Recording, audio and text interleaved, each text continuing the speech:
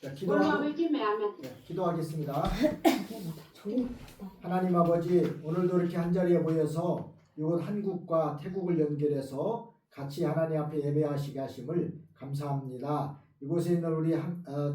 태국 성도들이나 또 태국에 있는 우리 모든 믿음의 식구들 하나님 다 기억해 주시고 다 믿음 안에서 하나님 앞에 더욱더 충성된 귀한 일꾼들이 되게 해주시기 원합니다. 이 시간 이 예배도 하나님께서 친히 받아주시고 저희들에게 말씀을 통해서 은혜를 베풀어 주시옵소서. 예수님의 이름으로 기도하옵나이다. 아멘.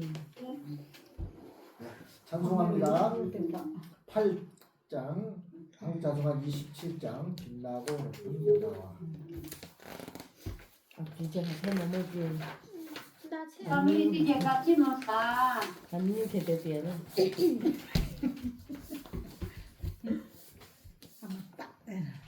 가봤다. 네, 시작합니다. 네, 따가 이게 지키고.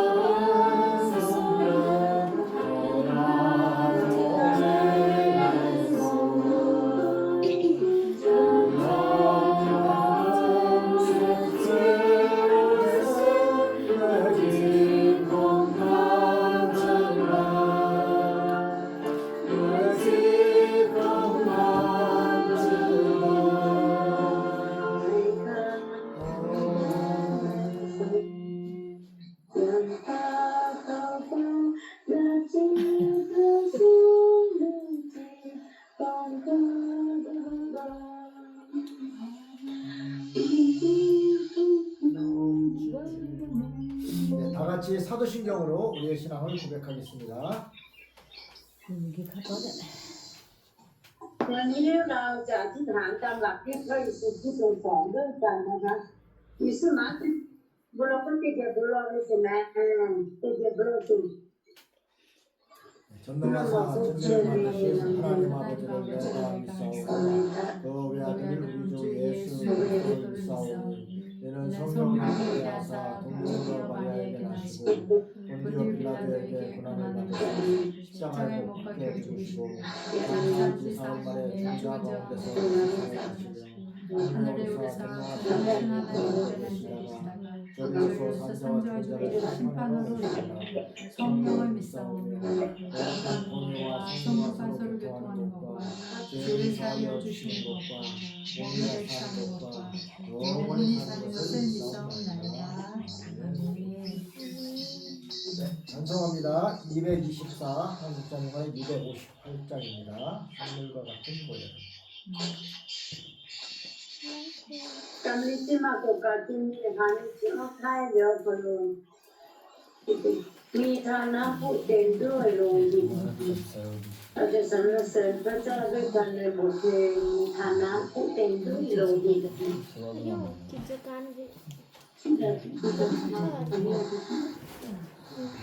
네, 시작합니다.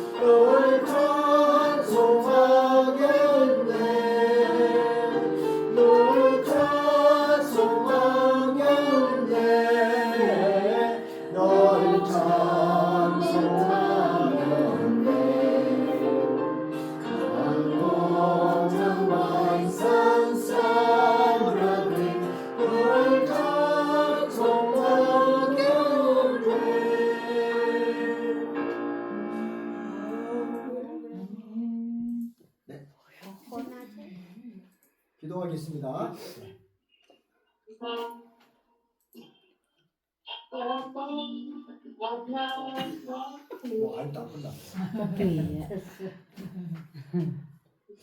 아티타.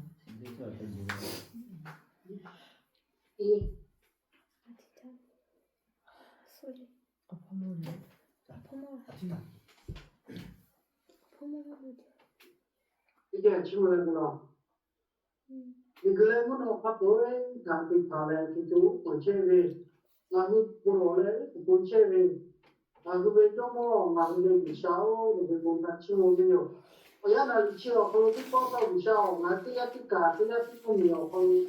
라체토 리바티 타레 비샤노 타 오크불 때려 코 올라요 코 나무 포고레 비샤노 타 티모체비요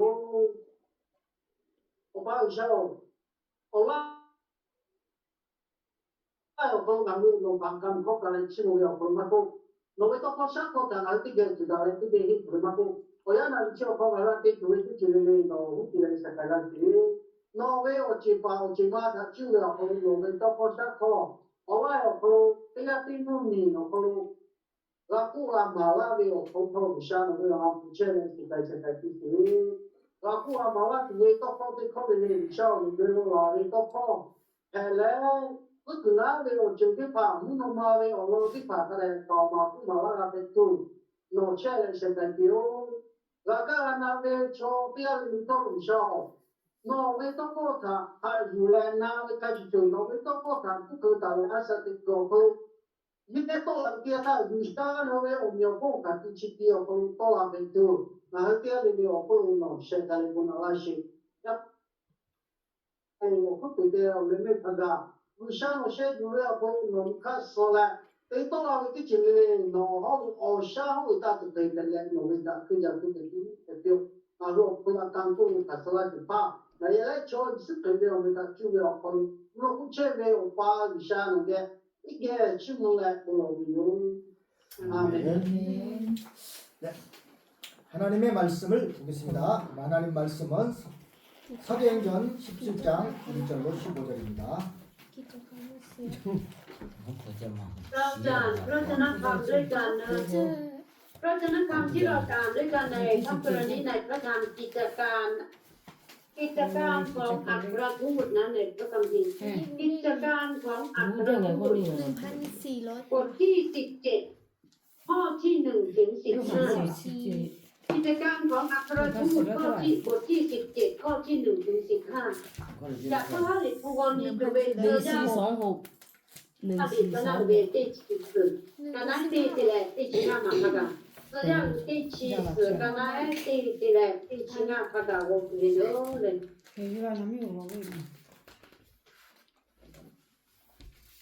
네, 사도행전 17장 1절에서 15절까지를 말씀을 같이 읽겠습니다. ได้เกี่ยวว่ามัน 그들이 앞디볼리와 아볼로로 데살로니가에 이르니 거기 유대인의 회당이 있더라. 바울이 자기의 관련으로 유대인으로 들어가서 성경을 가지고 ท่านมีธรรมศาสตร์ 힘을 받고 죽은 자 가운데서 다시 살아나야 할 것을 주문하고 เขารู้ที่พวกกันในทางสารานั้นตามอย่างเคยและท่านได้อ้างข้อความในพระธรรมอยู่โต้ตอบกับเขาได้3 วัน วันที่3 วันปาโตและขายข้อความที่แจกให้และจำเป็นที่พระคริสต์ต้องลงมาแล้วทรงพระชนและเขาต่อไปว่าพระเยซูนี้ที่เราประกาศเห็นทั้งหลายเกิดขึ้นบางคนในพวกเขาเห็นรูปและสมัครเข้าเป็นพรรคพวกของเปาโลและศิลาจนทั้งชาวคริสต์ที่ถือพระเจ้าอีกหลายคนและภาพสตรีที่เป็นคนสำคัญก็มิไม่น้อยด้วยแต่พวกยิวก็อิจฉาไปพบคิดกับคนทางตามตลาดรวบรวมกัน มาเป็นอันมากก่อการจราจนในบ้านเมืองของหมู่บ้านของ กับพวก ยา โซ สู ของ บ บัตร ตั้งใจจัดหาตั้งทางสอนออกมาให้คนทั้งปวงร้านไม่พบ พวกที่ก่อความเดือด ลา ร้อน ก ทั่วย า โลกก็ ส่ว มาน ที่ จาก นี่ พวก ด้วย พี่น้อง และ บาง ยา คน สู เป็น บ เจ้าห ล้อ น้าง ที่ พวก รองเราว่าคนเหล่านั้นเป็นพวก คำสั่ง ค ขอ วาง ม พ โล ระ ภม เจ้า นุษย์มา โดย ที่ สามารถ ด้วย กษัตริย์ ยังมันรับรองเอาไว้ และบรรดาชนเหล่านี้ได้กระทำผิดคำสั่งของ อย่าง ปีต้า ใจ โดยมาสอนว่ามีกษัตริย์อื่น ยาสูบ จุด จาก เด่น คน อื่ อื่ น นแล้วพอ เมื่อ จะ ไป ไป มาดูแลเจ้าหน้าที่รองมือไม่ดีดังนั้นก็ร้อนใจ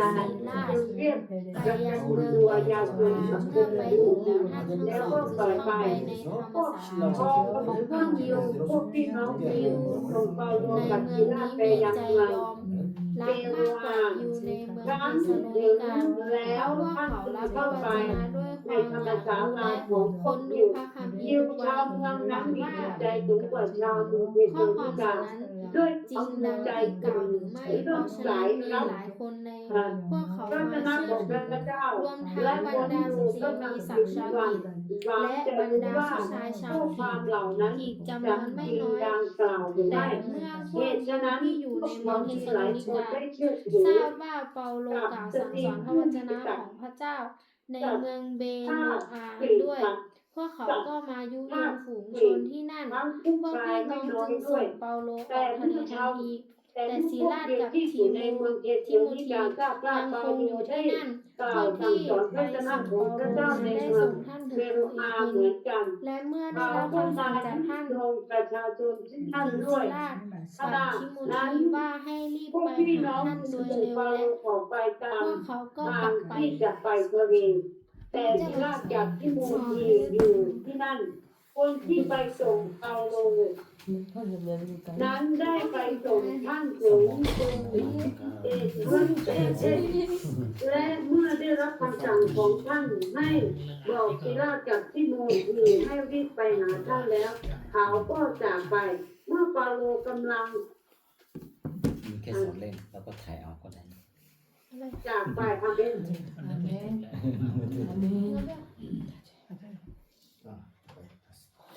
자, 오늘은 사도행전 17장 1절에서 15절에 있는 말씀을 가지고 데살로니가 교회와 베레아 교회라는 제목으로 말씀을 전하겠습니다. คือสิว่าโอ้ทำไมมันเยอะจัง พระคุณธรรมที่เราจะอ่านที่เราได้อ่านไปเมื่อสักครู่นี้นะคะในพระธรรมกิจการของอัครทูตบทที่17ข้อที่1ถึง15นะคะพี่น้องเราจะเรียนรู้ด้วยกันในพระธรรมข้อนี้หัวข้อเรื่องที่เราจะเรียนรู้ด้วยกันในหัวข้อเรื่องกิจการคริสตจักรเทสโลนิกาและคริสตจักรเบโรอังนะคะYa pun aku mau pakai puvin puto tangan uti jadi pakai bayo le li puto tu dali karena biti cisa karena itu tidak dicinga ma okolo na mau pakai puvin yo olo lu male ti saloni kerja be olo le be ri kerja omo be olo beyo 자, 세상에는 많은 교회가 있습니다.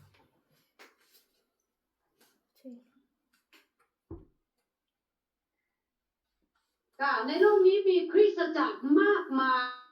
ยนั่นเองนี่ก็เชื่อเขาลูกคริสต์เจ้าโมบูเยชิเนียก็เป็นมาเจ้าเดียว 자, 하지만 오늘 우리는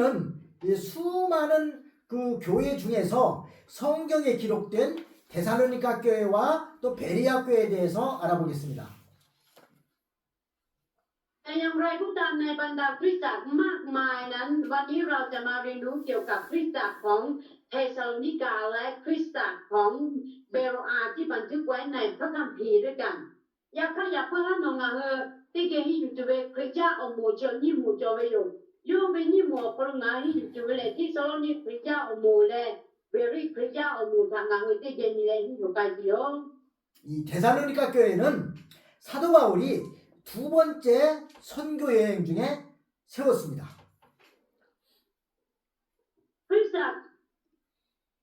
คริสตจักรของเทสโลนิกานั้นได้รับการก่อตั้งขึ้นโดยเปาโลซึ่ง ริสตจักรนี้ได้ก่อตั้งขึ้นโดยเปาโลระหว่างการเดินทางไปเผยแพร่ศาสนา2 ครั้งที่ไปนั่นเองที่สโลนิกริยาอโมเจออาสูโยมิทาก่อตาวิริโกโกสกับปาจากพ่อโลโยโยไปแล้วอะไรวิบุพ่อจาตีวิเดียท่าที่สโลนิวิโอโปโลกาเลกริยาอโมทาโยก่อตาวิโอ 이 데살로니가 교회는 바울이 유대인 회당에서 3주 동안 성경을 전파하면서 세웠습니다. นั้นคริสตจักรชาวเทสซาโลนิกานั้นได้รับการก่อตั้งขึ้นโดยอัครสาวกเปาโลซึ่งเทศนาพระคัมภีร์ในธรรมศาลาของชาวยิวเป็นเวลาประมาณ3 สัปดาห์นั่นเองเทสซาโลนิกย่าอโมทายอสกับปาปอโลเจยอก่อตั้งในจอเกยอยุดาโชเกไปแล้วอะไรยุดาโชเกไปแล้ววิชาวิโตพ่อเยดาเชโอจาฮับเจชิโอนีเชชิให้จอเวอโคโลโยไปเลยมาปีเลยเยดาเจดาเวอโคโลคริยาอโมที่สโลนิเจคริยาอโมทายอก่อตั้งวิโอเป็นทางมาลาอยู่ 이 데살로니가 교회는 그 큰 어려움 속에서도 신앙을 굳건히 지키면서 초대교회의 모범이 되었습니다. และคริสตจักรเทสซาโลนิกานั้นเป็นแบบอย่างของคริสตจักรในยุคแรกโดยยึดมั่นความเชื่ออย่างแน่วแน่แม้ท่ามกลางความทุกข์ยากมากมายนั่นเองแต่ค่ะที่เจ้านี่คริยาอมูเจอออกคือปืนตาโปตาเวคริยาอมูแผดวิทาปาโตยูโอยาวิทาเลชูอาเกนกายุงจิงจาเวโดหาตุคาเพดโบเวจิยาพ่อแม่เบลโกกาพุทธกา이 베레아 교회는 사도 바울이 2차 전도 여행 중에서 마게도니아 지역인 베레아에 세워진 교회입니다. นั้นคริสตจักรเบเรียนเป็นคริสตจักรที่ก่อตั้งขึ้นในเมืองเบเรียนในภูมิภาคมาซิโดเนียประเทศกรีซนั่นเองในช่วงการเดินทางเผยแพร่ศาสนาครั้งที่ 2ของอัครทูตเปาโลเช่นเดียวกัน하세요. 베리 진짜 그냥 뭐죠? 마케도니 미 어콜로 베리 구베 어콜로아.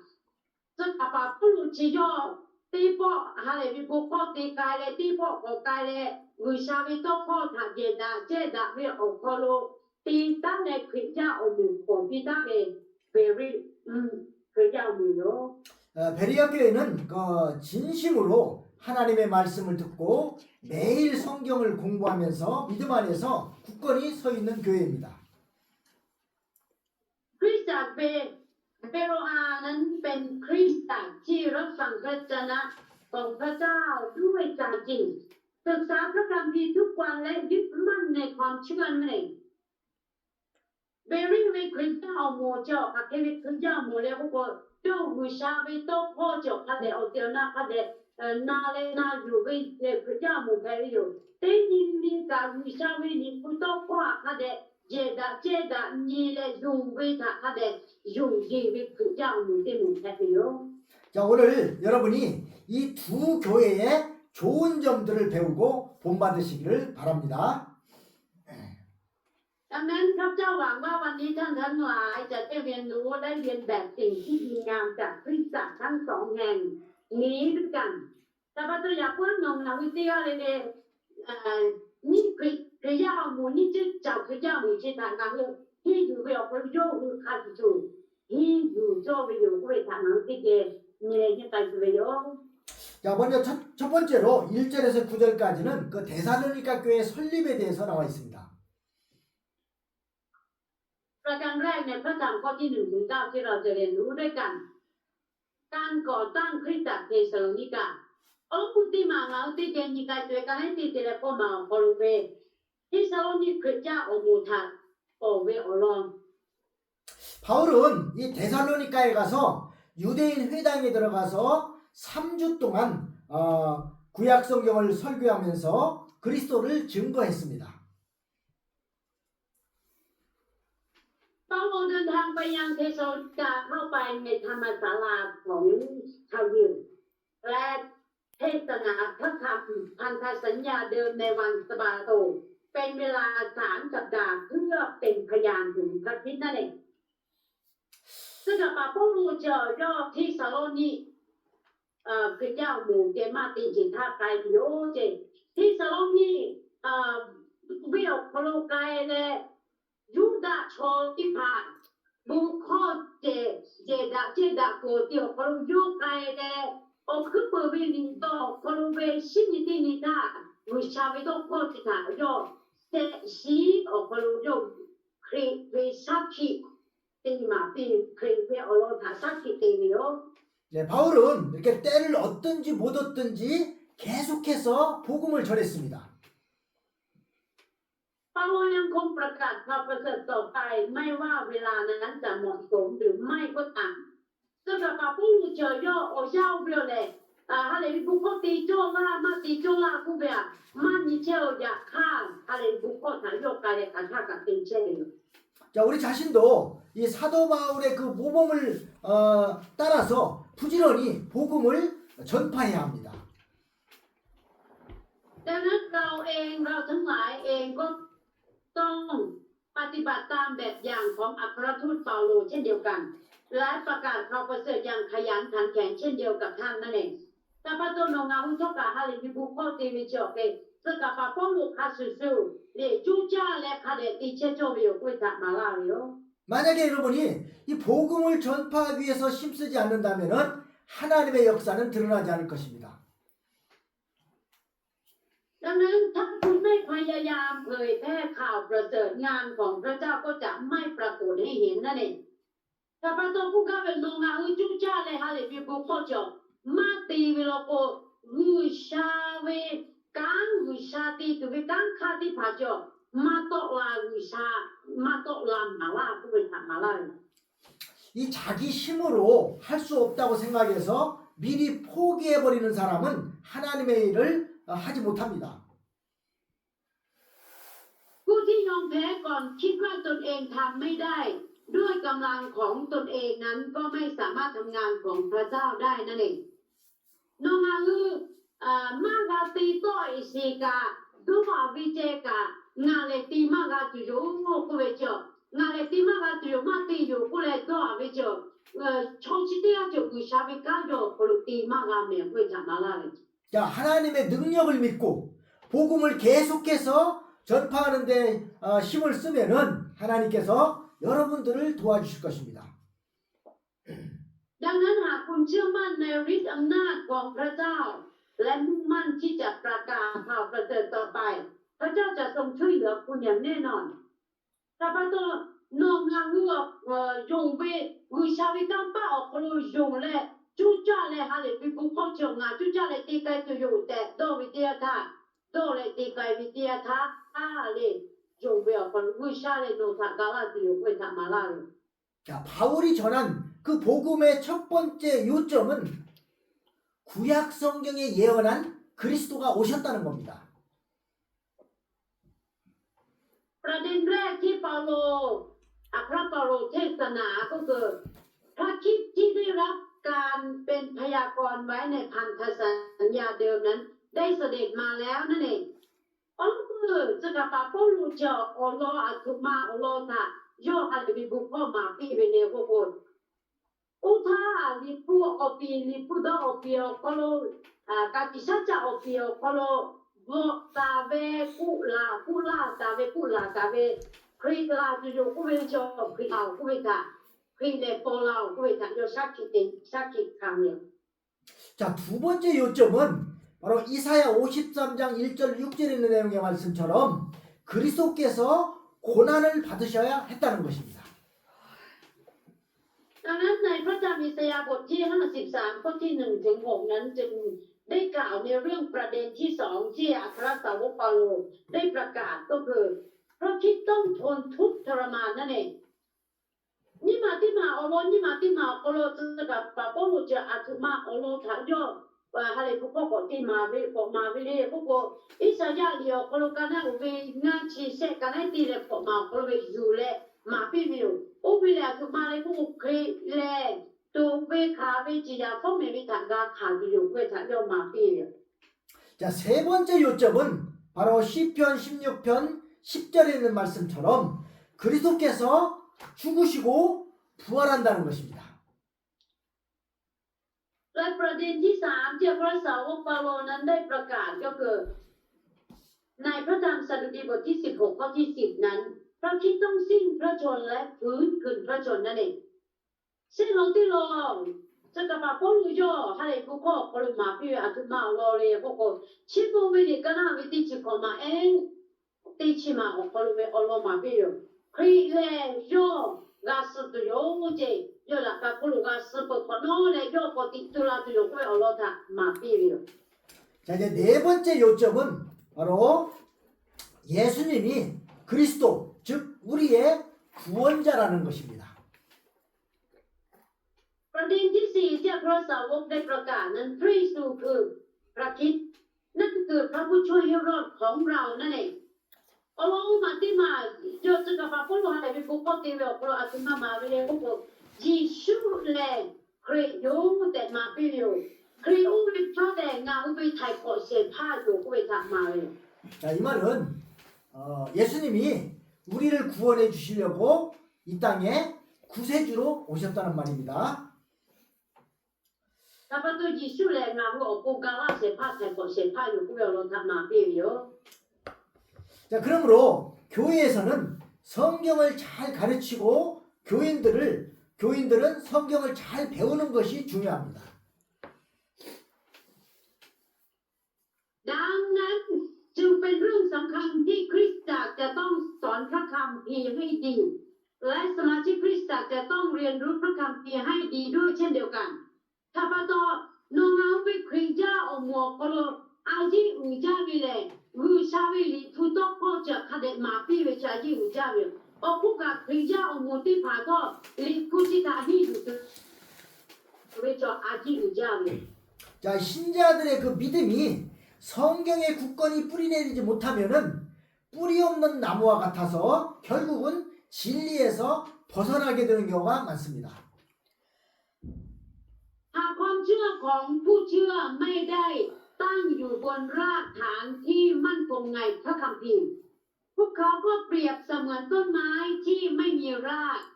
และมีหลายกรณีที่พวกเขาจะหลงทางและจากความจริงในที่สุดนั่นเองพวกเขาจะนงเอาอยู่วิคริยาที่ผ่าออกเปิดเด้งาวิยงตาเวยงเสื้อออกคือเปิดเวกุชาเวยิตโกโตมาอยู่ยินและมาอยู่เดียวิชอที่ผ่าไปแล้วก็ยูหูเลยคริยาที่ผ่าแล้วคือมาทาสุเลพวกเขาเสื้อแจออกคือมาโจเวคาสุดแผ่วิโยเจเลยยูหูเลยติ้งผ่าติ้งจือเวออยาทักปาโตเลยยูหูเลยมือปุยะไปโจที่ผ่าแผ่ลาโยปุถะมาลาย 자, 이렇게 사도 바울은 많은 사람들에게 성경을 가르쳤고 또 많은 사람들이 그의 말을 듣고 예수님을 믿었습니다. ดังนั้นเปาโลสอนพระคัมภีร์แม้กระทั่งแก่ผู้ที่ไม่เชื่อและคนที่เชื่อหลังจากได้ฟังพระชนะนั้นนั่นเองแต่พอต่อจะเป็นการพูดเจาะอะไรที่ผู้ข้อมาเวลาเขาเลยคุยชาวิตุข้อมาพี่เจาะมาอยู่วิชวกรรมมาพี่เจและไล่ดาวเขาโลโกราธาปุวิทยาธาอยู่ลาวิชกันโจวิโยก็เลยปมาพี่เวโจวิโย 자, 바울이 이 데살로니가 교회에서 이 3주 동안 성경을 전파한 후에 데살로니가 교회가 세워졌기 때문에 우리 또한 부지런히 성경을 가르쳐야 됩니다. เนื่องจากคริสตจักรเทสโลนิกาได้รับการก่อตั้งขึ้นจากการที่เปาโลเทศนาพระคัมภีร์เป็นเวลา3 สัปดาห์เราเองก็ต้องสอนพระคัมภีร์อย่างขยันเช่นเดียวกันอลองพูดจะมาจากผู้รู้เลยย่อที่สโลนิกย่าออกมูตาย่อวิชาวิโตโคจิมาปีเวเชชีออกโลย่าอยู่เลยมาปีเวปัจจุนมาวิทอวิชาวิพุโตโคจิฮีอยู่เลยมาชุมาลาวิตาฮีอยู่ด้วยจ้ะจุชาเลยกันฮีอยู่ด้วย 자, 이 바울의 이렇게 회당 설교를 들은 많은 사람들 중에는 많은 이방인들이 예수님을 믿었습니다. ในบรรดาผู้ที่ได้ฟังคำเทศนาของเปาโลในธรรมศาลาของชาวยิวมีชาวต่างชาติจำนวนมากที่เชื่อในพระเยซูนั่นเองยุดาชอวิบูเยบูพ่อเจดาเจดากูโอติโอโคโลจะกับปาปูลูเจโยกุชาวิโตพ่อธรรมะพิเวติยาตากุชานาชอคนนั้นกุชาธรรมะสิมาอยู่เวชอที่พากุชาจิชุปิกะอยู่ลาเวชอมาช่วยโจลาเวโย 데살로니가전서 1장 5절로 10절 말씀에 보면은 데살로니가에서는 처음부터 말씀을 잘 받아서 아주 훌륭한 신자가 많이 생겼습니다. ดังนั้นมีผู้เชื่อที่ยอดเยี่ยมมากมายเกิดขึ้น พวกเขาได้รับพระชนะอย่างดีตั้งแต่เริ่มต้นในพระการ1 เทสาโลนิกาบทที่ 1 ข้อที่ 5 ถึง 10 นั้นได้กล่าวไว้นั่นเองเทสาโลนิกยาอมูโอปโลยูจียาวิคริยาที่ผ่านมาช่วยโจลาวิโตและยูเหือเคออกคือเปิดถ้ากาคือชาวิโตกว่าถ้าได้ที่นานอยู่วิถาปาโตแลถ้าได้อยู่ชีวิตชอบแพ้ไม่อยู่วิถาดีบุตรที่สองนี่ที่สองนี่กันนะวิธีกันได้งามันเจติชิมาพักกับโอโลชิโตวิโอ 이렇게 하나님의 말씀이 번성하고 교회가 이렇게 번영하는 동안에 사탄의 활동도 일어납니다. ขณะที่พระเจ้าของพระเจ้าเจริญรุ่งเรืองและคริสตจักรมั่งคั่งการกระทำของซาตานก็เกิดขึ้นนั่นเองกุชาวีต้องพอเจออุลาดักลามาลาชีลาอยู่ลาเวชอมาช่วยโจลาเวเตียตาคริยาอมูกาอุลามลาเวคริยามูวิชาอยู่ลาเวมาลาเวเตียตานี่ให้ซาตากาโยกามาช่วยติปลาเวทากาโมเร 이 반대하는 사람들이 있다고 그래서 이 복음 전파하는 일을 멈춰서는 안 됩니다. 우리는 하나님을 굳게 신뢰하고 복음 전파하는 일을 계속해 나가야 됩니다. ดังนั้นเราต้องไม่หยุดประกาศข่าวประเสริฐเพียงเพราะมีฝ่ายตรงข้ามแต่ต้องวางใจในพระเจ้าและมุ่งมั่นที่จะเผยแพร่ข่าวประเสริฐต่อไปนั่นเองถ้าพระเจ้าโนงาวิออกรวมเลยมีบุคคลที่ชีวิตแก่ท่าที่พบพ่อวิโนงาวิทาต่อตัวชอบต่อคือซึ่งคือโจวิทาป้าตัวแรงงาฮาเลมีบุคคลมาติวแต่มาติจ่อยาท่าGusha opolo gavale kapwe ga gusha apire 주자래 할래리 부포죠 같이 고티까지 오면 보이다 말하는 자 이제 두 번째는 10절로 15절까지가 바로 베리아 사람들의 신앙입니다. ประการที่สองที่เราจะเรียนรู้ด้วยกันในหัวข้อหลักในพระธรรมข้อที่10ถึง11ความเชื่อของชาวเบโรอาAllora ni mattina poi io dove canai ti ti ma colbe very 그냥 뭐 용하게 올라버리는 자, 이 베레아는 이 마게도냐의 중요한 도시로서 이 데살로니가에서부터 남서쪽으로 약 64km 떨어진 곳에 위치해 있습니다. 베로아는 เป็นเมืองสำคัญในมาซิโดเนียตั้งอยู่ห่างจากเทสโลนิกาไปทางตะวันตกเฉียงใต้ประมาณ64กิโลนั่นเองเบริจอปากาลุเชตาเวมุมีเลโกโกโอเวมาเกโดเนียเวมุมีอพลุวีไอติมาเพวิโอเลโยกาบิติมาอาจิงจาวิบิติมาเพวิโอเบริเจโยเลเทสโลนีAkito Buddha le buku ala ko chia on kilu ke Buddha be yo beri che kakati to cha be le buku te saloni be muni ke po o na po ti to po che ta be te saloni ni o na po de ni ke po na po 이 데살로니가에서 박해가 너무 심했기 때문에 그 신자들이 바울을 베레아로 보냈습니다. เนื่องจากการข่มเหงในเมืองเทสาโลนิกานั้นรุนแรงมากขึ้นพี่น้องผู้เชื่อจึงส่งเปาโลไปยังเมืองเบโรอานั่นเองเทสาโลนิกาเอาหัวเปาโลโยกไปเลยเชวิเตียทาเลยจียาพวกแม่เว这个把保罗他就那些 유가메나 마 좋아해 좋아해 띠또라 비티아타 저가 바코루타 베리 비오콜로 요거 풍비누나 가루포 쳇풍비 자, 그래서 바울은 베리아로 내려가서 그 유대인의 회당에서 또 하나님의 말씀을 전파했습니다. ดังนั้นเปาโลจึงลงไปยังเมืองเบโรอาและประกาศพระชนะของพระเจ้าในธรรมศาลาของชาวยิวเช่นกันข้าพเจ้าเจ้าเวลพโลจะกับปาป้อลูเท่ากับเบรีเวลพโลไกและยูดาเวชอยูดาเวชอเวบูเยวิชาวิตโปเจดาเจดาโกเตียวพโลโยกไปเช่หลิวไปทำมาแล้ว 이 베레아 사람들은 데살로니가 사람들보다 더 너그러워서 하나님의 말씀을 열심히 잘 경청했습니다. ชาวเบโรอานั้นใจกว้างกว่าชาวเทสโลนิกาและรับฟังพระชนะของพระเจ้าด้วยความกระตือรือร้นนั่นเองเบรีวิญญาที่ผ่านนะเบรีเบยาองที่ผ่านเจอนีมาเจอกับติลีกุกที่สโลนิกอมหัวแกกันนีมาเป๋เลยเจหากปูเวนาอยู่ปูเวนาอชมุนดาปูยกเทเว你妈这我陪做为了，听下面都好大看的，那本来就为下面都好可能最佳来看的，你就那就干为做嘛呢？ 자, 하나님의 말씀을 들을 때에는 사모하는 마음으로 하나님의 말씀을 받는 것이 중요합니다. เมื่อฟังพระชนะของพระเจ้า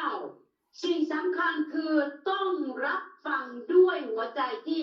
ปรารถนาอย่างแรงกล้านั่นเอง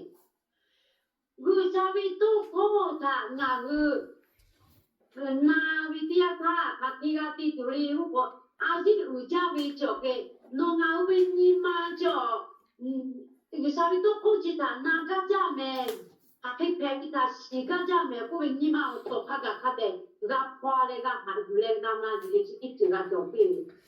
네, 시편 119편 131절에 보면은 내가 주의 계명을 사모함으로 입을 열고 헐떡였나이다라고 다윗이 말했습니다. ในพระธรรมบทเพลงสดุดีในพระธรรมสดุดีบทที่119ข้อที่113นั้นพระธรรมข้อนี้ดาวิดได้กล่าวไว้ว่า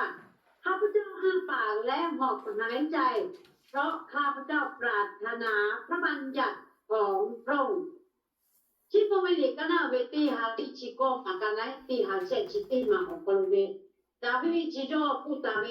เอาพอแผ่ไปอยู่โลเลยโยกูเบลโยหมกงานเนหมกงานเนตัวโยกาชีวิตถ้าเราโยกาชีวิตจบไปข้าไปโยชีวิตชีวิตจบอยู่ชาวิตโตโควิชาวิโอลิโตโคถ่ายโยคือกานากอยู่ตีแผลกาเบลโคโลโยหมกงานเลยชาโกเลยอุเบะเจโตนเชลิโอเวทามาลา 자, 우리는 이렇게 말씀을 사모하며 꿀과 같이 아주 달게 받아야 합니다. ดังนั้นเราทั้งหลายเองก็ต้องปรารถนาพระชนะและรับเอาไว้ด้วยความหวานชื่นดุจน้ำผึ้งนั่นเอง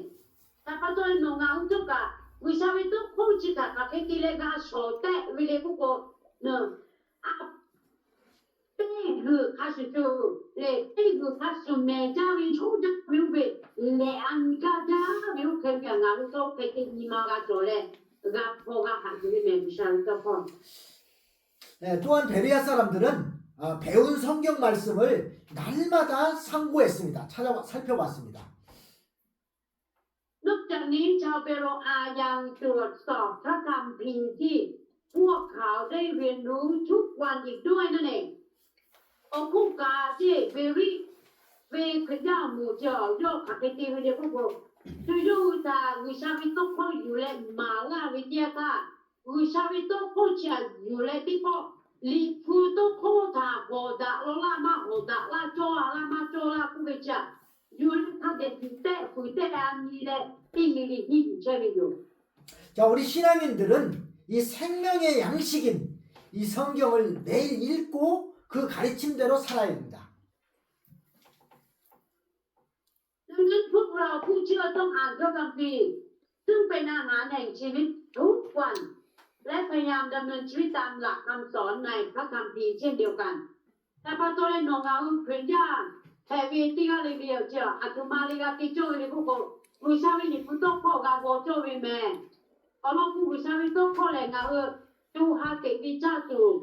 โอ้ยโอ้แผ่อยู่แม่โยเวจูฮาพ่อวิจาจูแผ่อยู่อินลิกาโกโจวิอยู่เอาผู้กับอาสาติโกคนวิชาวิโตพ่อมาลาวิทัสอาสาติโจวิอยู่ 요한계시록 1장 3절에 보면은 하나님의 말씀을 읽는 자가 복을 받을 것이라고 했기 때문에 날마다 성경을 읽는 사람은 더욱더 덕스럽고 선한 사람이 되는 것입니다. มีคำกล่าวไว้ใน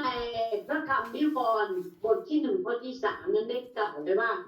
ผู้ที่อ่านพระวจนะของพระเจ้าได้รับพรดังนั้นผู้ที่อ่านพระคำทุกวันจึงกลายเป็นคนดีมีคุณธรรมมากขึ้นนั่นเองพอมาไม่ดีก็น่าเวทีมากันให้เสร็จมาคนรีบพูดต่อเวทีกุจจะไปที่มาลาตาเวโยเลยวิชาวิพูดต่อพ่อท่าที่นี่รีบว่าจะมีโชติผ่าเจ้าเป็นวิชาอุบุโยอุบุโยคนอุบุกับงานเวโยเลยอุบุกับวิชาวิพูดต่อพ่อคนที่นี่รีบว่าจะมีโชติดาเวเกวิที่วิจวิจมาช่วยแทนลานไปอยู่ไปจากมาลา 네, 요한복음 5장 39절에 보면은 너희가 성경에서 영생을 얻는 줄로 생각하고 성경을 상고하거니와 이 성경이 곧 내게 대하여 증거하는 것이라고 말했습니다. พระธรรมยอห์นบทที่5ข้อที่39ได้กล่าวไว้ว่าพวกท่านค้นหาพระคัมภีร์เพราะคิดว่าในนั้นมีชีวิตนิรันดร์แต่พระคัมภีร์เหล่านี้เป็นพยานถึงเรายุคนี้กันนะเป็นงานมากันให้เสร็จชิโกมาโคโลเรียนผู้ชิดที่ตอนจะไปพูดอะไรอยู่น้องที่ฟ้าวิชาวิริทัวโคโลจูฮันติเวโอโลค่ะจาวิโยเจอยากฆ่าลิพุโตชิติพาโคโลเลยนาเวโอโลสักขีติจาวิโยด้วยทางงานจงมีทุกสิ่งทุกสิ่งนาเวโอโลจากสักขีติจาวิโอโลแผ่นนาเวโอโลสักขีติจาวิแผ่นที่เจอในตัวคนจาวิโยด้วยทางอะไรโย 네, 이렇게 바울이 이렇게 베레아에서 복음을 전한 결과 그 베레아에 많은 믿는 사람들이 생기고 헬라의 귀부인과 남자들도 예수님을 믿었습니다. ผลจากการที่อัครสาวกเปาโลประกาศข่าวประเสริฐในเมืองเบโรอานั้นทำให้ผู้คนจำนวนมากในเมืองเบโรอาหันมาเชื่อและบรรดาผู้หญิงและชายชาวกรีกผู้สูงศักดิ์ก็เชื่อในพระเยซูด้วยนั่นเองแต่กับผู้รู้จริงๆอะไรมีบุคคลเตเวเบรีเวอโปโลอะไรบุคคลเตเวอโปโลดาวิโอปูโอชิโนลาเวที่ผ่าเจอเบรีวินดาที่ผ่าเจอเยอะมากเลยยิสุคริสต์ก็อยู่ลาวิมายามิมาที่ผ่าและก้าวิธีเสพาที่ผ่าอุชาพม่าชีวิตชอที่ผ่าออกไปรู้ยิสุคริสต์มาช่วยก็อยู่ลาวิชอจบแล้วผู้เป็นมูฮัมหมัดโย 자, 우리 자신도 이렇게 이 소중한 복음을 전파하는데 부지런히 힘써야 되겠습니다. เราเองก็ต้องขยันในการประกาศข่าวพระกิตติคุณอันล้ำค่าเช่นนี้เช่นเดียวกันนะคะแต่พระต้นดวงเราเท่ากันอะไรมีบุคคลผู้เป็นยุคเป็นอรผู้เป็นเจ้ามาช่วยทุกเจ้าแลตีโจไปอยู่แม่ผู้เป็นเราเจ้ารักพิราเจอ 자, 그러자 데살로니가의 그 유대인들이 이 베레아까지 와서 군중들을 선동해 가지고서 바울을 반대하고 복음 전하는 일을 핍박했습니다. จากนั้นชาวยิวจากเทสาโลนิกาผู้มาถึงเมืองเบโรอาและยุยงชนให้ต่อต้านเปาโลและข่มเหงการประกาศข่าวประเสริฐของท่านอีกเช่นเดียวกันอคอนอจีที่ซาโลนีวิคริยาโมเจอที่ซาโลนีอคโลลาวิโชติพา vi ở phần thô yêu gạ hòa với đủ cả lô tất cả bà cô lô hà lệ cũng có tiền chơi về thả gạ ca với tia tha u cả lô gạ là lệ vi ya đi phá kẹo yêu gạ thì chủ phi về mà yêu chủ phá hát chỗ từ về gạ thì u phi về tất cả bà cô lô hà lệ cũng có tiền chơi về thả thì à cũng mẹ tổ ta tổ sơ về cho đi phá cho sư phụ 안에 요가티, 우요가티, 빙빙이 보이사 라모니. 자, 그러나 하나님의 말씀은 막히지 않고 진리는 언제나 승리하는 것입니다. ดังนั้นอย่างไรก็ตามพระเจ้าของพระเจ้าไม่ได้ถูกขัดขวางและไม่ได้ถูกขัดขวางหมดและความจริงย่อมก้าวหน้าและได้รับชัยชนะเสมอนั่นเองถ้าพระเจ้าขัดที่ทุกการเจคือชาววิทุกคนจะต่อตัดสุดตาผู้กาจะต่อจัดสมการคนนั้นถ้าพระเจ้าแลรู้สึกพ่อโอเตลนาวิพิชัดทุกคนจะรู้สึกพ่อกันอุลาดาลาโจลาเลง่าเสพาวิชัดทุกคนจะง่าเสพาแผ่นดินโลกคุยกันกันเสพาแผ่นดินโลกคุยกันมาว่าเรื่อง 자, 이제 말씀을 마치면서 저는 여러분 모두가 이 복음 전하는 일에 온전히 힘쓰시기를 바랍니다. 아멘. ดังนั้นข้าพเจ้าหวังว่าทุกท่านนั้นจะมุ่งมั่นทุ่มเทในการทำงานเผยแพร่พระกิตติคุณอย่างเต็มที่ด้วยกันขอพระเจ้าพรพี่น้องทุกท่านอาเมนถ้าพระเจ้าอยากเพื่อหนุนงานวิชาโอกาพิลาเลมาลาวิพุทโธเจ้าพระโลกาพิลาวิเดโนอันโชกะอะไรพุทโธพระตีตูพิลาเลดิจูจ้าเลอุคิซึอุกันนะก็ก้าวเบียฮัจเจลมาโอกาจุเลเตเจเลฮัเลดิบุคนที่ฉันก็ข้อหมายตัวเดียวจุจ้าเลฮัจเจเตมาเทคาพี่ก็เตคาเปว่าเตลูกเจติกาเดียวก็วิชาอบมาเจกาวิอาเมน 네, 네. 자, 기도하겠습니다. 하나님 아버지, 오늘 데살로니가 교회와 베레아 교회의 그 좋은 신앙을 우리가 배웠습니다. 우리도 데살로니가 교인들과 베레아 교인들처럼 날마다 믿음이 잘 자라나서 예수 그리스도의 이 귀한 복음을 많은 사람들에게 전파하는 삶을 살게 해 주시옵소서. 그래서 믿지 않는 많은 사람들을 예수님께로 인도할 수 있는 저희가 되게 해 주시옵소서. 예수님의 이름으로 기도합니다. 아멘. 네, 찬송합니다. 75 성찬송가는 435장입니다. หลับ เราจะสรรเสริญพระเจ้าทุกท่านนะคะกำมิติมาติเจกัดชิมุตาเลยกำมิติมาติเกิดขึ้นสุดท้ายอยู่ที่ไหนนะ 공간이 이렇게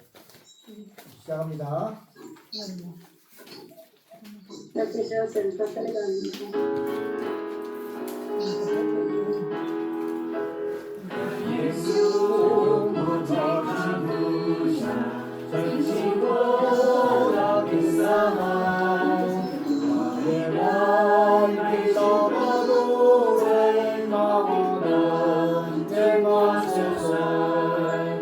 주께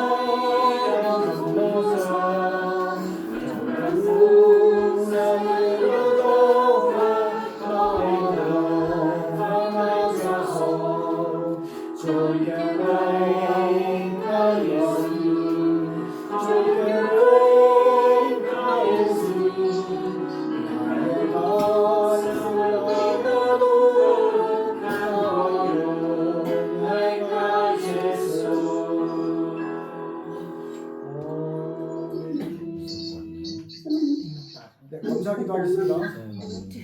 누구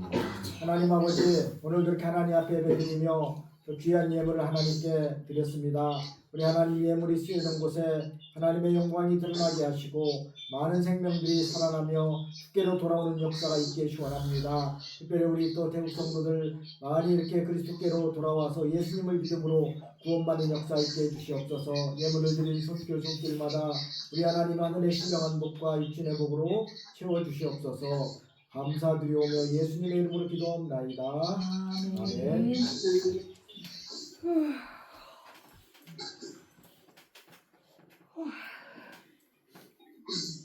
네,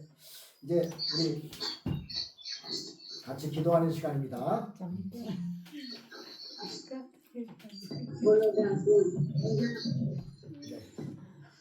기도할 거 있으면 말씀해 주세요.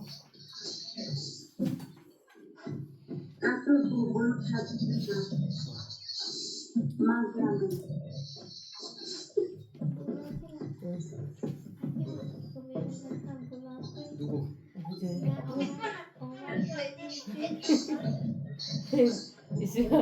Dia buraco joga rede 얼마나 kukubi ba.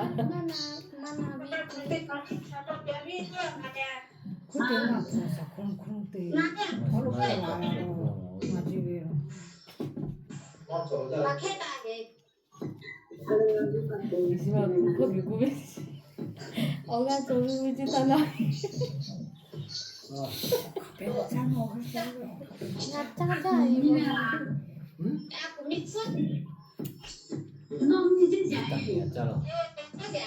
비타민이잖아. 나짜사이.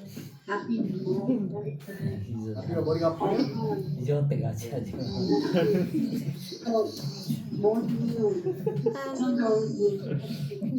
사람 앞으로 있어요. 앞으로 앞에 빨리 나는데 여기 마나비 쿠비. 옆방에서 우리 같이 참석했어요. 이렇게 신앙 잘 잘하시도록 바랍니다. 아까 보셨죠? 두 분.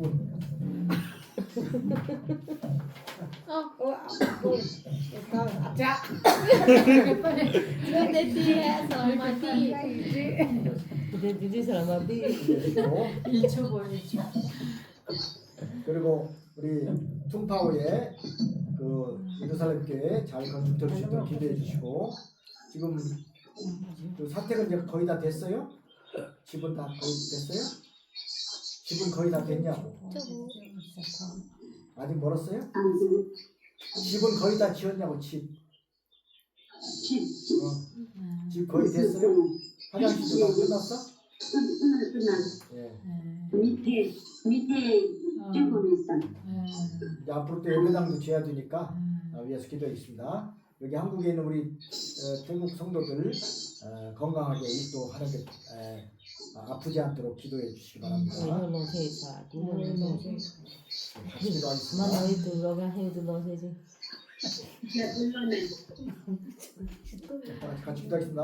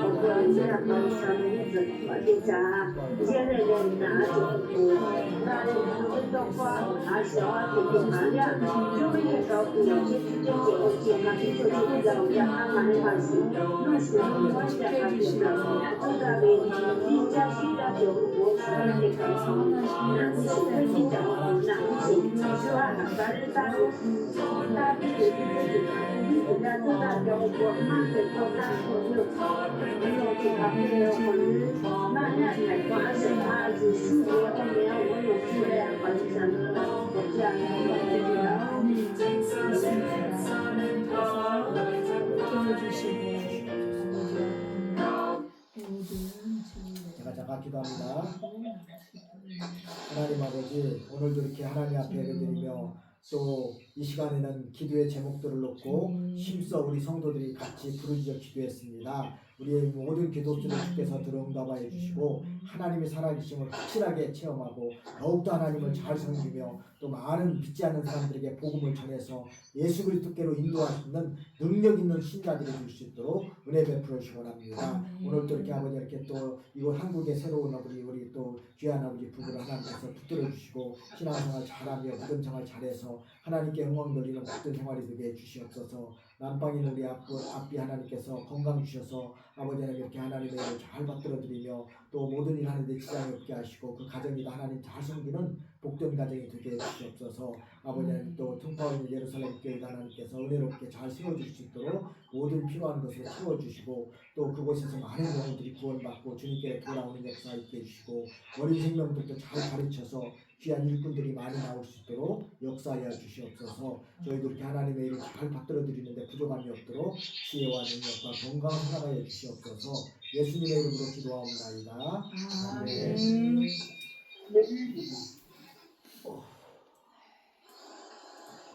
자, 마지막. 기대한 마지막 순서로 말씀을 듣고 질문에 답해보는 시간입니다. 오늘은 다섯 개. 첫 번째 OX 데살로니가 교회는 사도 바울이 석 달 동안 성경을 가르쳐서 세운 교회다. OX คำถามข้อแรกนะคะถามว่าคริสตจักรเทสซาโลนิกาเป็นคริสตจักรที่ก่อตั้งโดยอัครสาวกเปาโลหลังจากที่ท่านสอนพระคัมภีร์เป็นเวลา3 เดือนใช่หรือไม่ใช่นะคะที่ซาโลนิกียาโอโม这个把在波路用过来的打下去可以要โม要ที่แม่เฮติเจติยูวีซาเวลิพุทโตโคเวคือเจ้าหมูเขาจะมาวิเจหาปาเซเลหากามาวิเจเจ้าละแม่ละ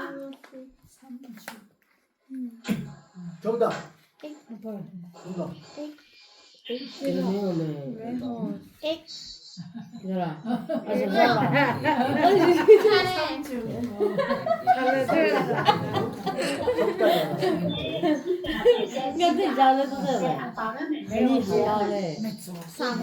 두 번째. 다음 중 사도 바울이 선포한 복음의 핵심 메시지가 아닌 것은 무엇입니까? 1. 그리스도가 사울의 후손 가운데 나섰다는 것. 2. 그리스도가 고난을 당했다는 진실. 3. 그리스도가 죽었다가 부활했다는 사실. 4. 예수님이 그리스도 즉 구원자라는 것. 영성성 C. เนื้อหาใดคำถามข้อที่สอง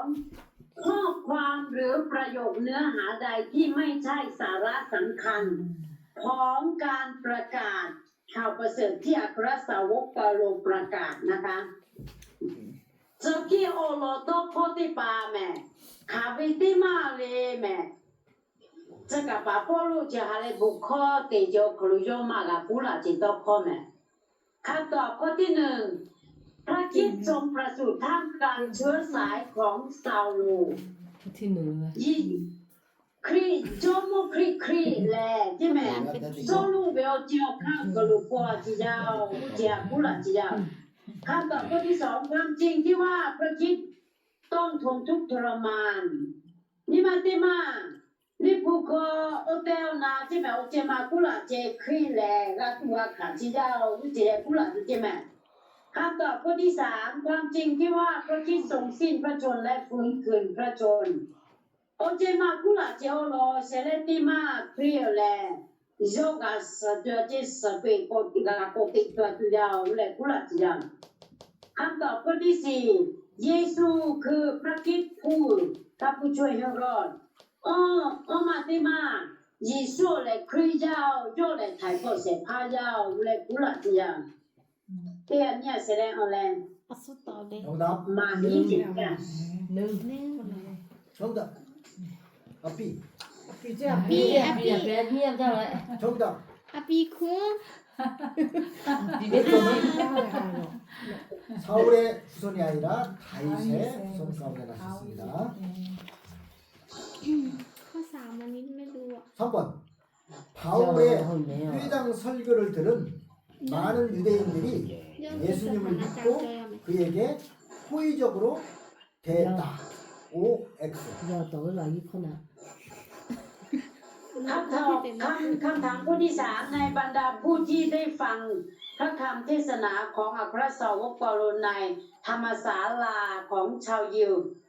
มีจำนวนมากที่เชื่อในพระเยซูและปฏิบัติต่อพระองค์อย่างดีใช่หรือไม่ใช่นะเซเลติมาโคลกุลาเจ这个把波路呗ยูดาชอเวบูชีบุคคลเจดาเกี่ยวคโลยี่สาเวต้นข้อมาวิเจยี่สายิสุคริยามาช่วยก็อยู่อะไรเลยตัวเวโยฮะยี่สาข้อยิสุคริยาฮะอยู่เลยยิสุคริยาคโลมาช่วยก็อยู่ยาวลาแมวลาจะ 아비쿠 정답.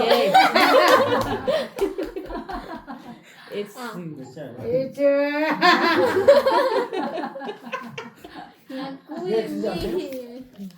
유대인들은 바울을 핍박했습니다. 핍박했어요. 네. 집에 이방인들이 하는 믿었습니다. 있어. 아, 그때 매우래 왜 예수께 마초야 고주와 저지만 깨지라 예수께 마초야 장하베 너베 ชาวยิวไหม ปฏิบัติต่อพระองค์อย่างเดียวใจ예수께 가내야 쪼다고 나를 꼬띠 집지 마초고 쪼집지 말이로면 อืม 네 번째, 바울이 데살로니가를 떠나 베레아에 간 이유는 데살로니가 사람들이 그를 Ngọc Phật là 심하게 lắm tình mà tôi. 박해했기 때문에 신자들이 그를 그곳으로 보냈기 때문이다. Sao cho ấy bị น่าเชื่อทำอะไรนี่ความหมาย มาสุดา คำถามข้อที่สี่ติดให้เสด็จที่มาคันนี้ก็กว่าละใช่ไหม มันสอนของกัน โอเวยุดาชมาแล้วเหมือนมาชัวอยู่เจอยุดาชมาแล้วที่มันเอ็ดพี่สาวน่าจะก็ยี่สามมาสิชติปายี่ชัวมาชัวก็สิเจอเจอเรื่องสิเสด็จที่มายุดาชมามาชัวก็สิมาชัวอยู่เจอเจอฮะยุดาชัวเจอที่มายุดาที่มาแล้วมาชัวก็อยู่ที่